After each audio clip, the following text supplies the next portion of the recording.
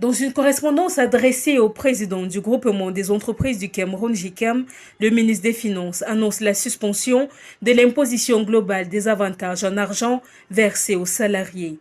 Une mesure qui visait l'élargissement de la base de calcul de l'impôt sur le revenu des personnes physiques. Si vous avez un véhicule de fonction, on intégrerait ça dans votre salaire brut, ce qui augmenterait le salaire que vous ne percevez pas. Et donc, au moment de calcul de l'impôt sur le revenu que tout salarié doit reverser, qui tourne autour de 5,5%, la base serait plus grande et donc on retiendrait un peu plus.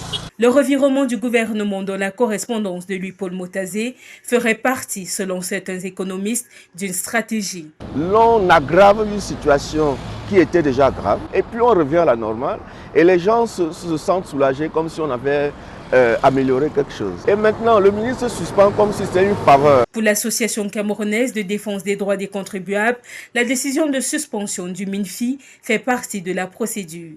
Toutefois, pour cet organisme, ces dispositions n'auraient pas dû être prises dans la loi de finances 2024. Le Cameroun est l'un des pays où les salaires sont les plus faibles. Avec ces avantages-là, ça permettait au moins de booster le salaire. Donc lorsqu'on vient encore imposer, ça devient très compliqué parce que ça va contribuer à la baisse des salaires et cela va engendrer une baisse du pouvoir d'achat. Pour cette association, le gouvernement, dans son processus d'élargissement de l'assiette fiscale, a pourtant l'embarras du choix. Depuis des années, il y a eu beaucoup de propositions dans le sens de la fiscalisation de l'immobilier, mais il n'y a pas de régulation. Autant également, il y a surtout l'informel qui regorge beaucoup de moyens et beaucoup de contribuables qui éludent l'impôt. Pour rappel, l'imposition des avantages concerne notamment le logement, l'électricité, l'eau, les véhicules, les domestiques et la nourriture.